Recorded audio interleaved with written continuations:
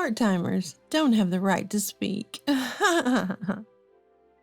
When I transferred to a new workplace, I was greeted with these harsh words from a female manager, Kate, who even slapped me on the cheek. Overwhelmed by Kate's outrageous behavior, I felt my anger boil over. I decided then and there, without any hesitation, that I would fight back. My name is Mary. I'm a 50-year-old employee. I'm married to John, who is the same age as me. John works at a different company and has a very kind nature. We don't have children, but our marriage is strong, and one of our favorite things to do is to plan trips when we have extended breaks. We always look forward to deciding where to go next. I work at the headquarters of my company. The headquarters is considered a prestigious place to work, and the salary is quite decent. I never had to worry about money, and I thought I could smoothly sail through life. I was asked to transfer to a subsidiary one day about a month ago. My boss explained that the subsidiary's performance was not up to par and wanted me to inspect and identify areas for improvement. I willingly accepted the task, not knowing it would turn into a nightmare. On my first day at the subsidiary, I attended the daily morning meeting. There, I introduced myself and greeted the employees. I just transferred here and have a lot to learn, but I'll do my best. Thank you for having me. Most of the employees responded with friendly smiles. It seemed like I was accepted, but one reaction stood out. It was from a manager, Kate.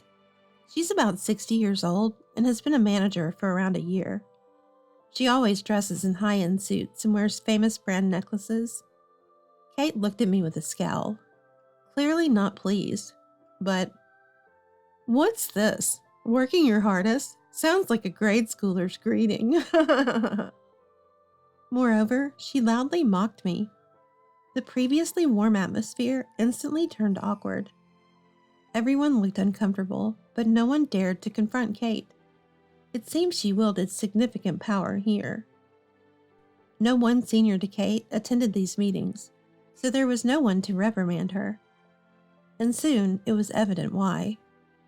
Kate would harshly scold her subordinates for any mistakes. "How can you not do such a simple task? You're incompetent. When I was your age, I'd have finished this in an hour."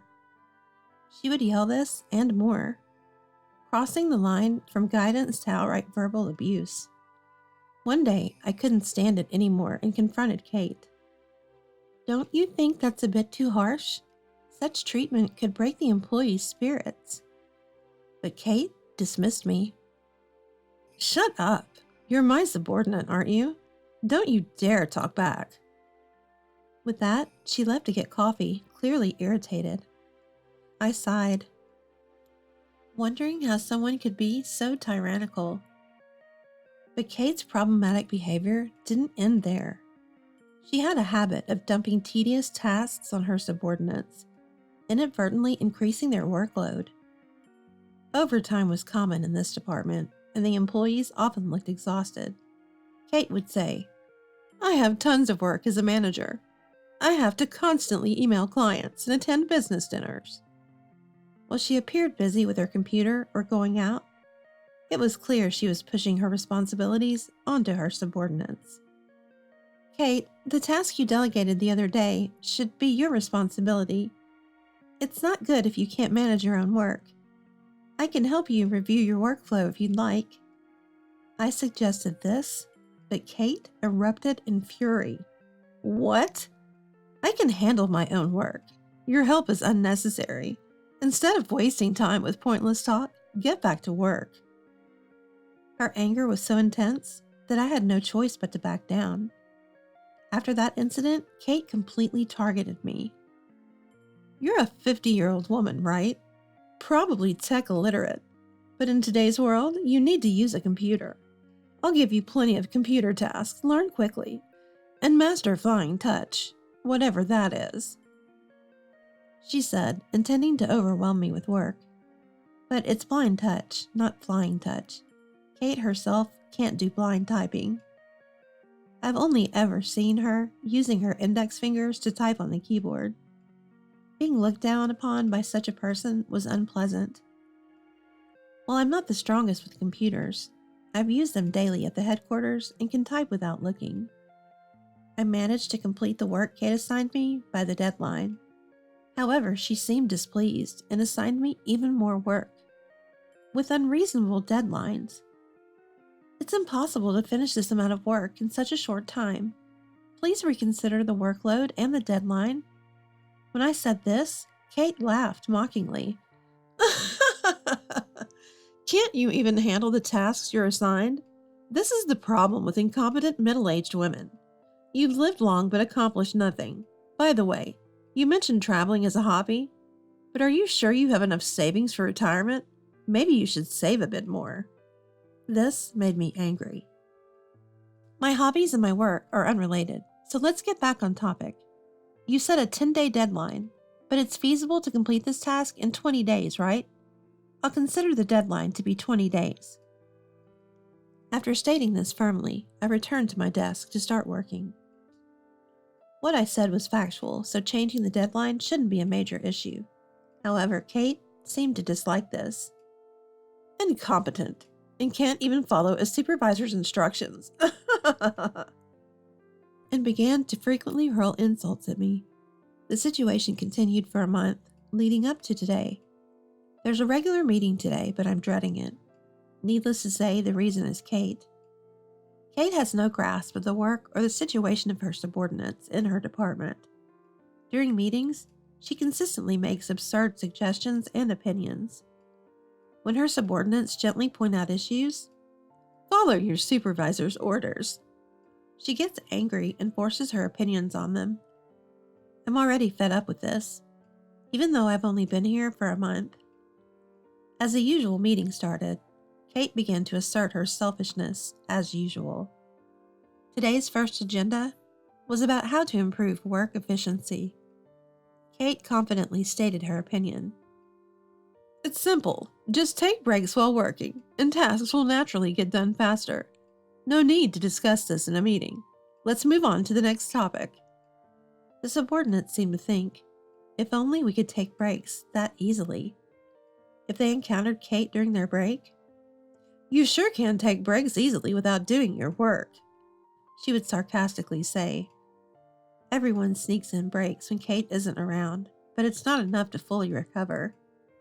Worse, Kate tends to make arbitrary rules that hinder work efficiency. In the month I've been here, I realized this. Everyone wants to abolish these rules immediately, but they're too scared of Kate to say anything.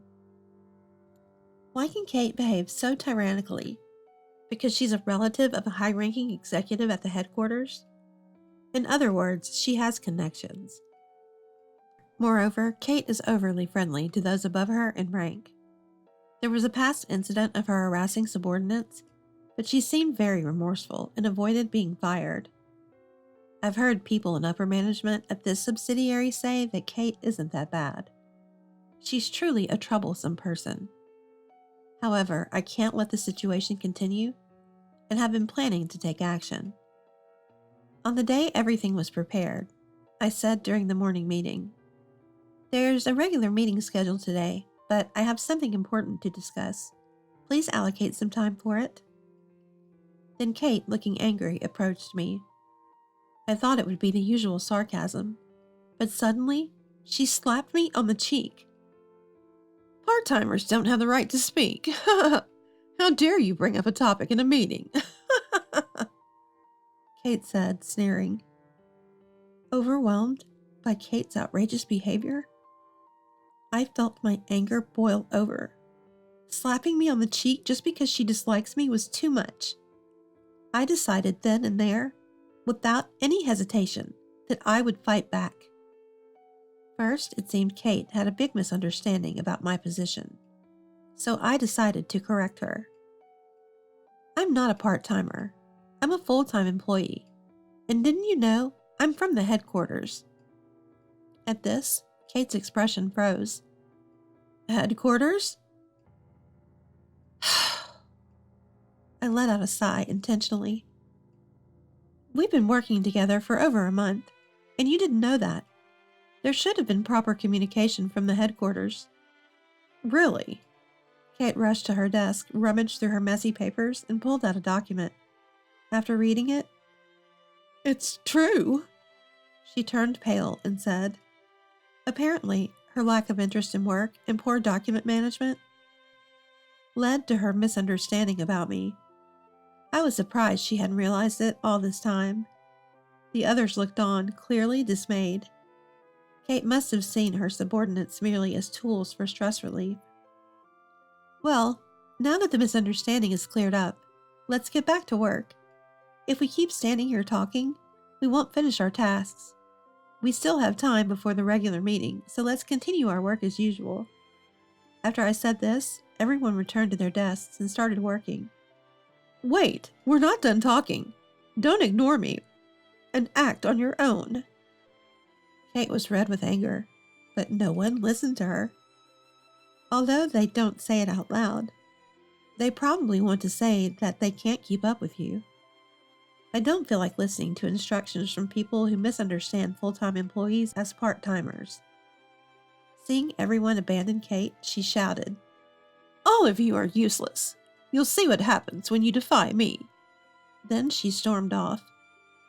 No one stopped her, as her absence was more of a benefit to the workplace. Eventually, it was time for the regular meeting. Kate returned, begrudgingly. As the meeting started, I decided to make a significant announcement. Everyone, please listen. It has been officially decided to terminate Kate. One reason is her constant harassment of subordinates.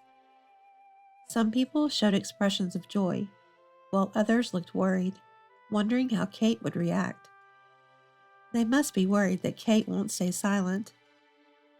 In fact, Kate looks relaxed. Kate herself seemed confident, probably relying on her connections. I decided to bring her back to reality. Kate is close to Mike, a board member. It's been revealed that he's been embezzling and will be dismissed. The police have also been notified. Upon hearing this, Kate's face turned white.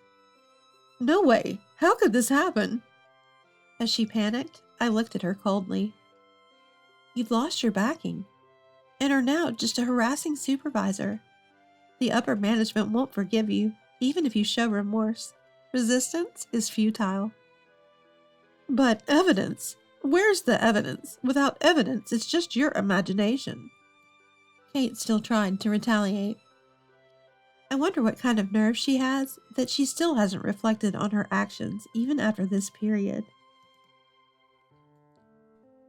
Criminals often say, "Is there any evidence for that?" So I revealed my final card. This is a voice recorder. I recorded all your abusive words, and the audio has been sent to the headquarters. They are well aware of how you've been a hindrance. Upon hearing this, Kate finally seemed to give up. But her misdeeds weren't over yet. Kate, there's still something you're hiding, right? Kate trembled as I glared at her. What else? I've only harassed my subordinates. Only harassed? Harassment is already a severe offense. Kate was lost for words. That's well. Back to the point. You've also been neglecting work, right? Our investigation revealed you played games during work hours, pretended to go out for work, but bought idle merchandise, and even napped on park benches. Your claims of communicating with clients were lies. The employees all directed cold stares at Kate. It must have been unforgivable for them to see a boss who was so strict about work actually slacking off. In her confusion, Kate blurted out a question. How did you know where I really went?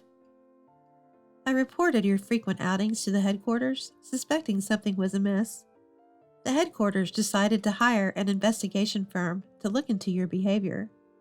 That's a crime. Following me secretly is a crime. I calmly explained in response to her anger. I don't think this qualifies as a crime. It was done to investigate an employee's negligence, not for criminal purposes. Kate seemed to want to say more, but before she could, one of the employees spoke up. Crime or not, Just apologize already. How can you not apologize after all this? The employee, usually quiet, was now visibly angry and red-faced. Other employees also started demanding an apology. Hearing their words, Kate began to tremble. Shouldn't you apologize properly? Reluctantly, Kate stood up and apologized to everyone. I'm sorry. I've been terrible and I accept my punishment.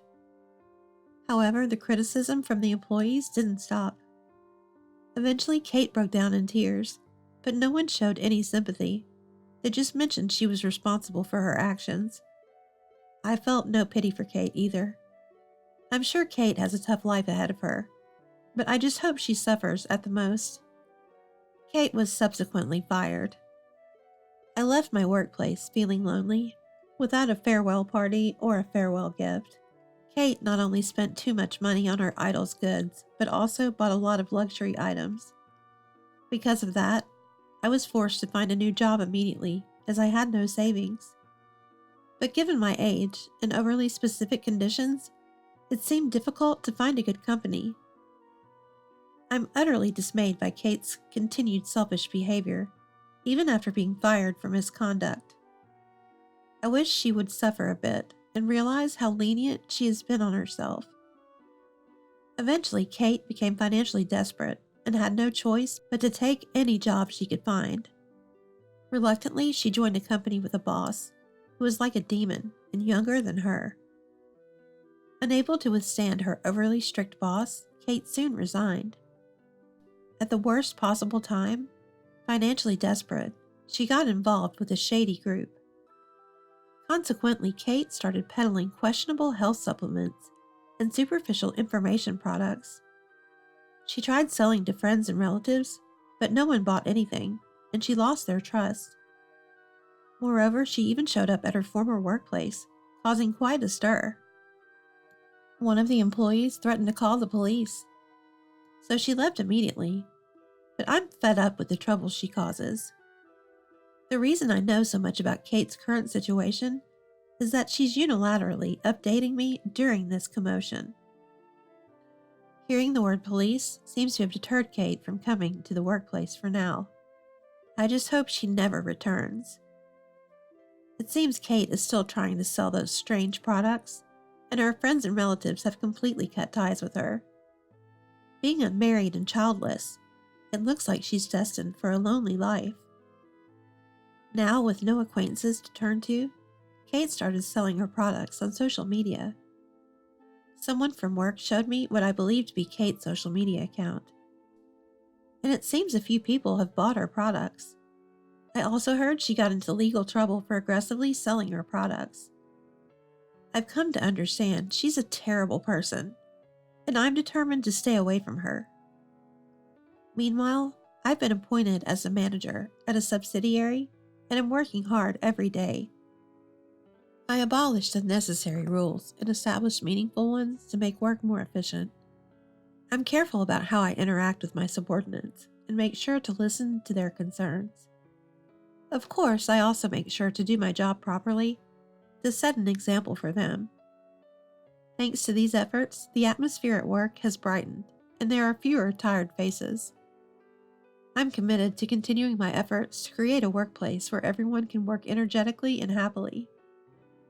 My husband and I continue to get along well in our personal life.